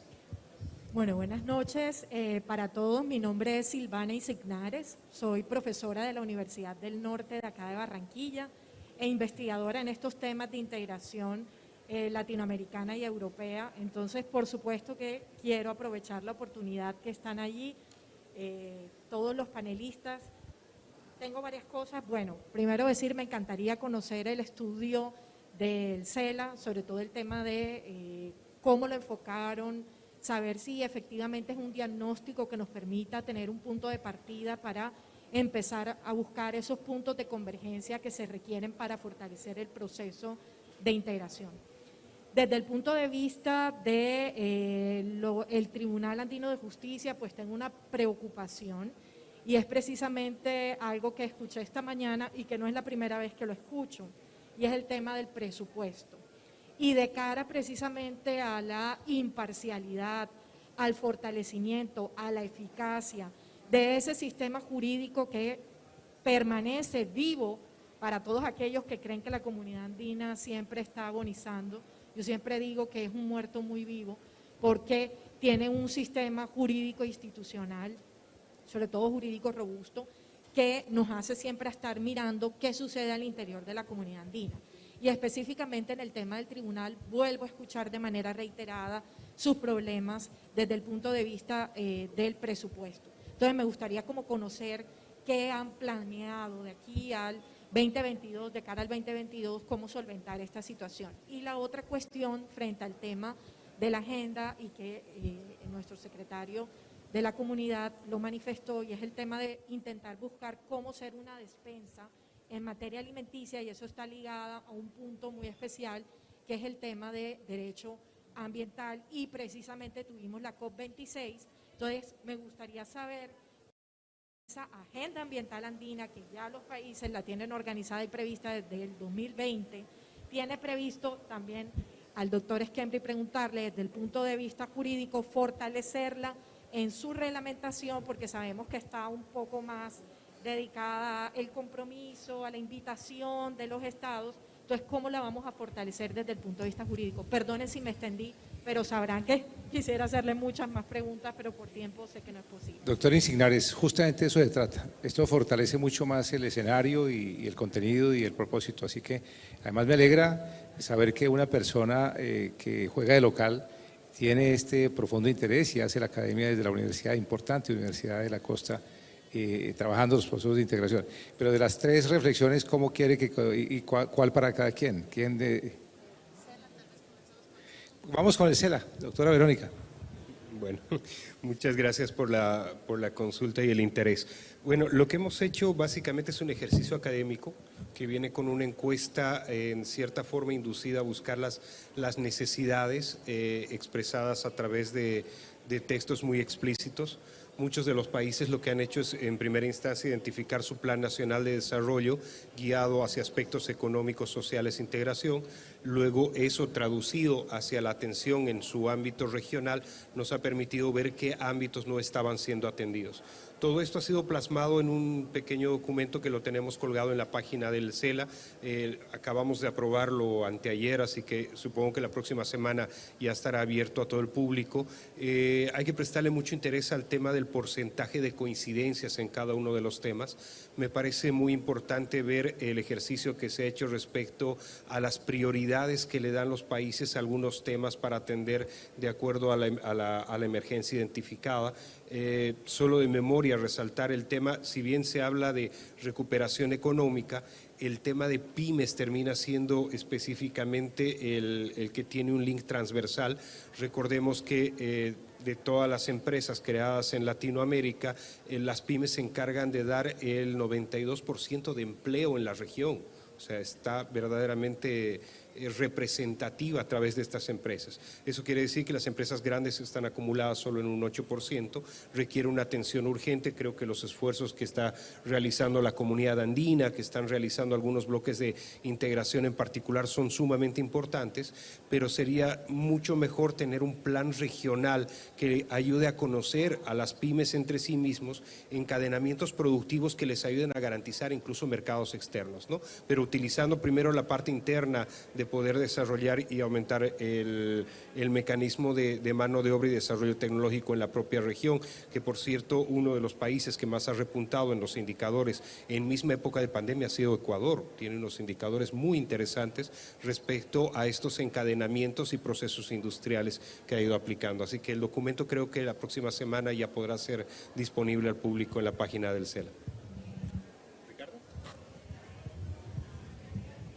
Bueno, voy a responder rápidamente a algunos de los temas de la profesora Insignares, muy interesantes todos. En primer lugar, el proceso de fortalecimiento institucional general de la comunidad andina se viene dando. Aclarar que en la comunidad andina, a diferencia de la Unión Europea, no tenemos un presupuesto de recursos propios. El presupuesto de recursos propios implica que los países ceden unas rentas en forma definitiva al correspondiente organismo de integración. Aquí nuestros organismos de integración en América Latina se siguen financiando como un organismo internacional clásico, con aportes anuales de los estados. Tener en cuenta que estamos, en virtud de la pandemia, en un proceso de dificultades fiscales de los países, y en todo caso se harán adecuadamente los ajustes con el diálogo correspondiente con las instituciones para, como siempre y como bien lo dice, la comunidad andina siempre sigue adelante y todo se resuelve adecuadamente con todos las fortalezas institucionales que tenemos. En cuanto a el tema de, digamos, los instrumentos que podemos tener para algún impacto, yo diría que, volviendo al tema de las directivas, de las decisiones, de nuestras fuentes jurídicas, el capítulo de armonización de políticas macroeconómicas, de armonización de los planes de desarrollo, es un capítulo del Acuerdo de Cartagena poco explorado. Y armonizar significa no unificar. Armonizar lleva implícito que no hay unificación, lo cual quiere decir que allí no se deben aplicar decisiones, y tal vez por eso no ha tenido mucho desarrollo precisamente ese capítulo. Entonces, allí es donde surgirían las directivas. Las directivas permitirían a la comunidad andina indicar a los países cómo ir armonizando políticas macroeconómicas, cómo ir armonizando proyectos de desarrollo, cómo ir armonizando, los planes de desarrollo, y cómo asumir de pronto incluso con un sentido pragmático algunos sectores fundamentales. Por ejemplo, una política común agropecuaria para la comunidad andina, no más, déjelo ahí, no haga nada más.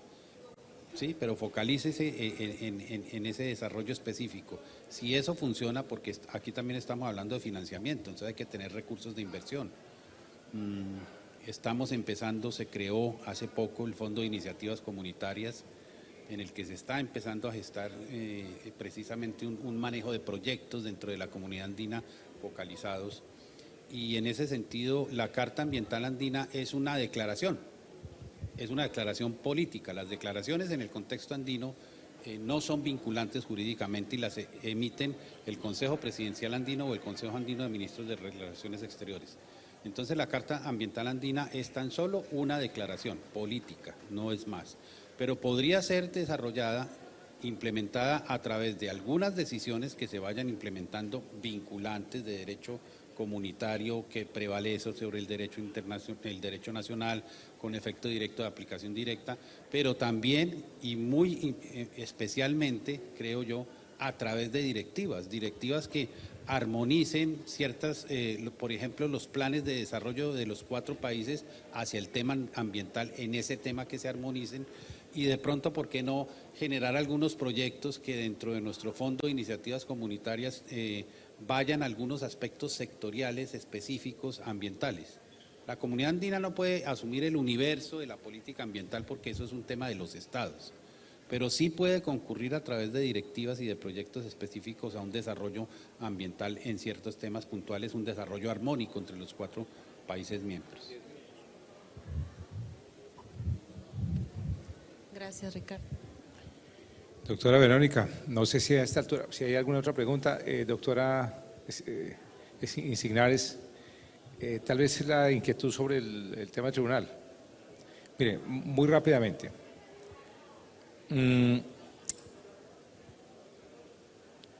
Como secretario general he venido acatando la instrucción de nuestros gobiernos, de nuestros países, para proveer no solamente el salvamento año a año de la manutención o la solución financiera del día a día del tribunal, sino buscando una solución estructural. Así que pagamos el año pasado una consultoría, incluso de nuestro presupuesto, autorizado por nuestros países, para que el producto de esa consultoría fuera la hoja de ruta a seguir. Adicionalmente a eso propusimos, y aquí está la doctora Dolly Arias, que además es una jurista, ella aquí sigue aprendiendo, pero nos enseña mucho en estos temas, sobre todo el presupuesto. Afloramos soluciones que ella ideó en nombre de la comunidad andina, de la Secretaría General, como por ejemplo asumir los costos administrativos por cuenta nuestra y reducir sensiblemente la operación y el gasto del tribunal. También ofrecimos asumir con nuestra póliza de seguros unos costos que reducirían en 4 o 5 veces lo que hoy se está pagando allí. De tal que eso, más los arrendamientos que tendrían al economizarse cuando Ecuador, que les ha ofrecido ya en varias ocasiones un local, un edificio, son 3 factores que permitirían que el presupuesto se ajustara a lo que realmente debería aplicarse desde el año 2016 hacia acá. Es decir, ha habido propuestas, pero tenga la seguridad de que somos un sistema y la suerte del fortalecimiento que estamos teniendo en la Secretaría General no puede ser individual, no puede ser sola. Tiene que ser al lado de esa, fortalecer el tribunal, el parlamento con sus funciones, ojalá de decisiones coercitivas, a la universidad que es la joya de la corona, porque sin academia no se hace construcción de sistema, a nuestro sistema de salud a través del HORAS, a nuestro centro, digamos la hija rica, la denomino yo, la CAF, que hace una tarea fundamental de financiamiento, programas y obras importantes de nuestros gobiernos, que además es un banco que hoy tiene una enorme penetración en América Latina y ya en Iberoamérica. Y ha estado el nuevo presidente conquistando la adhesión de nuevos países. No va a ser exclusivamente única el Tribunal de Justicia el que se quede ahí suelto. Los países además han manifestado su voluntad cumpliendo con la obligación de seguir pagando sus aportes para la sostenibilidad. Pero hoy mismo el tribunal nos ha dicho que van a seguir trabajando sin ningún problema o con un comunicado. Así que yo creo que la mejor solución es que vámonos tranquilos sobre ese tema y hemos sido solidarios trabajando. Ellos, los magistrados muy preocupados, a quienes les hemos expresado solidaridad, han estado haciendo el ejercicio de la diplomacia del cobro, pero sí lo que queremos es que el problema del tribunal no sea recurrente cada año, sino que tenga una solución estructural. A propósito, me parece que para rematar aquí podemos dar una especie de postre, de la cereza del postre. Hay fuentes de financiación adicionales, las hemos propuesto.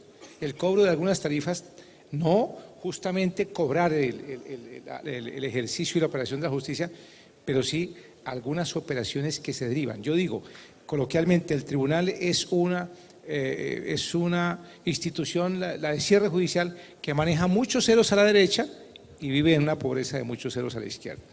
Si buscamos unas fuentes a través de la operación que permitan subsidiar o hacer una sustentabilidad de autosustentabilidad, vamos a tener seguramente una proyección de estabilidad hacia adelante. Pero hay otras, miren ustedes, para todo el sistema. Nosotros como tal también tenemos unas angustias permanentes, pero no las estamos mitigando al interior, porque creemos que la función principal es cumplir nuestra tarea misional a que nos han entregado. A propósito, hay otra fuente creadora del derecho, doctor Esquiambri, que es el mandato presidencial. Cada presidente cada año da un plan de trabajo. Esa es fuente de derecho. Se convierte en obligación para la Secretaría de poderla ejecutar y cuando hay obligación, pues hay fuente creadora de derecho. Y en esto, buscando ese fortalecimiento, quiero contarles que hace 15 días produjimos una sanción importante de cerca de 34 millones de dólares que nos va a permitir, doctora Verónica, y va a la comisión, ya enviamos carta, que sea la comisión la que determine cuál es el rumbo de estos recursos que naturalmente deberán, digamos, concentrarse en misiones y, digamos, inherentes a la fuente que los produjo y el fortalecimiento nuestro como institución. Pero pienso que finalmente aquí todos debemos caminar en ese rumbo y la academia cumple un papel fundamental y una colaboración muy, muy, muy importante y definitiva. Doctora Verónica, ¿damos conclusiones? Sí, nada más quisiera agregar a lo que ha dicho el secretario, que es importante para todos los ciudadanos andinos tener conciencia de que no se ha olvidado ni se ha descuidado a ninguna de las instituciones del sistema andino. Pero también es verdad que hay que tener en cuenta que en este momento que está atravesando la región y el mundo, pero especialmente los países de América Latina, tenemos prioridades muy importantes. Esta mañana yo estuve en el panel sobre el derecho a la salud. Ustedes saben cuál es la realidad de nuestros sistemas de salud. Y esta pandemia nos ha enseñado o nos ha abierto más los ojos acerca de que esa es una prioridad que habíamos tenido completamente olvidada todos los países, no solamente los andinos, todos. Entonces, sí estamos tratando los países de equilibrar estas prioridades. cumplir con los compromisos con los organismos internacionales, pero también dar atención a las prioridades que nos demanda este momento la recuperación social post pandemia. Entonces, eso quería nada más agregar. Y después… Gracias, Verónica. Pues hemos rápidamente convenido con Verónica socializar unas conclusiones ensayando querer interpretar las extraordinarias y pertinentes exposiciones de tanto nuestros panelistas presenciales, el doctor Jesús Palmou, el doctor Clarence Endara, el doctor Ricardo Schembri, como también a Armand Jacobian, que viene hace su disertación interesante en nombre de la comunidad euroasiática, y lo mismo a Hugo Gómez Zapag, que han intervenido de manera virtual. Queremos entonces en 7 puntos a la manera de conclusión mencionar de esta manera la finalización del panel. El primero es que es imprescindible trabajar en la prevalencia de lo regional sobre lo global para poder fortalecer economías en un mundo muy castigado por una pandemia que nos obliga a cambiar de rumbo y a generar más solidaridad entre lo nuestro. Segundo, la necesidad de ejercer una transversalidad de la política de género, valga decirlo, en la participación de la mujer en los asuntos económicos y sociales y políticos de la comunidad andina. Es evidente y necesario hacerlo. Verónica lo ha dicho, es la participación. Yo quiero, Verónica, hacer aquí un paréntesis. Siempre he trabajado más con mujeres que con hombres, siempre. Mi equipo es 80% mujeres, y lamento que aquí no tengamos más participación, pero siempre ha sido así. Y necesitamos, entre otras cosas, Clarence, porque en esas cifras que tiene el CELI que tenemos en la CAN, nos determina que el 52% de la población andina son mujeres. De tal que si hiciéramos una proporción equitativa, el 52% de las condiciones laborales, económicas, de participación en directorios privados, públicos, debería ser de la mujer. Tercera conclusión, la necesidad de la inserción del tema de la sostenibilidad ambiental, entre otras cosas porque tenemos una Carta Ambiental Andina, único instrumento multilateral en la región, del cual estamos ya desarrollando nuestra plataforma tecnológica ambiental de vigilancia y monitoreo permanente, pero la necesidad de que nuestra producción esté sustentada en el respeto por los asuntos ambientales, hoy no solamente de moda por Glasgow y por la COP26, sino porque la nueva generación, y es una teoría que yo vengo diciendo hace unos días, creo que la nueva generación un día de estos va a cambiar en sus nuevos estilos de consumo, no va a preferir lo más barato, sino lo que sea ambientalmente más sostenible, lo que se haya fabricado respetando al medio ambiente. Y entonces vamos a tener ahí unas nuevas condiciones de mercado. Cuarta, la necesidad de hacer la convergencia de los organismos internacionales para tener una comprensión que nos invite a hacer un trabajo unificado en América Latina. La quinta, la necesidad de adaptarnos a los nuevos requerimientos sociales y económicos. No es la sociedad la que se tiene que adaptar a los organismos de integración. Somos los organismos de integración los que tenemos la necesidad de estar caminando par y paso y adaptados a los requerimientos de la sociedad. Quinta, doctor Schembri, cuando Charles de Gaulle propuso la unidad y la integración de los estados y luego Monnet dijo que la de los pueblos. Yo a eso le agregaría, a la manera de conclusión, una sexta. Es la necesidad de la integración y de la conjunción y solidaridad de los estados, de los pueblos y de los mercados. Y séptima, la necesidad de tener una cultura común con un pensamiento y mentalidad dispuestos a hacer la vida común, pero con progreso, con desarrollo, con creación. Y no sé, Verónica, si intentamos una adicional. También la necesidad de insertar a las nuevas generaciones en todos estos procesos de integración. Tienes la palabra, por favor. Gracias.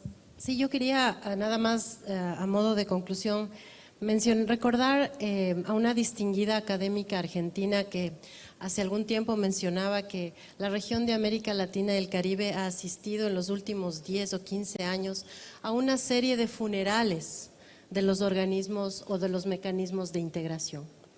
Y esto es muy triste, porque es una región tan rica en todo sentido, pero seguimos siendo incapaces de generar mecanismos más permanentes.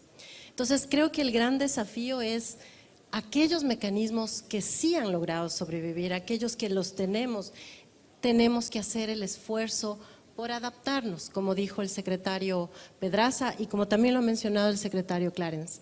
Tenemos que adaptarnos, tenemos que repensar a los organismos para que respondan efectivamente a las necesidades y a los intereses de los ciudadanos, porque de lo contrario los mecanismos en América Latina no van a sobrevivir. Y por otro lado, creo que América Latina tiene un reto fundamental en esta época post-pandemia y está relacionado directamente con las MIPYMES.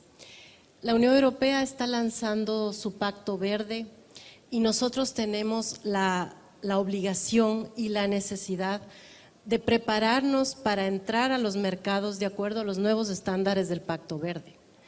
Pero si no estamos preparados, el Pacto Verde se va a convertir en una nueva barrera para el comercio. Entonces, una de las cosas que estamos demandando en la Unión Europea es cooperación. Ustedes ayúdennos a adaptar nuestros estándares a ese nuevo Pacto Verde con el cual a nosotros también nos interesa cumplir. El tema ambiental, el tema de mejorar la calidad de los productos es también interés de la región, pero es también una responsabilidad de los gobiernos, de los organismos, pero también de los ciudadanos.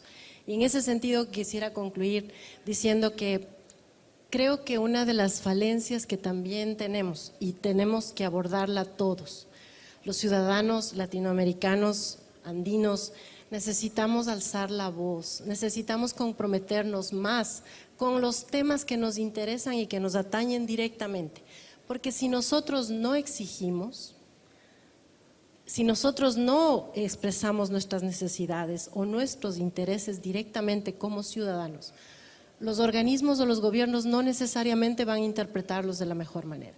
Así que también es una corresponsabilidad como ciudadanos para no volver a tener funerales en esta región y más bien construir para el futuro y especialmente para las futuras generaciones. Muchas gracias.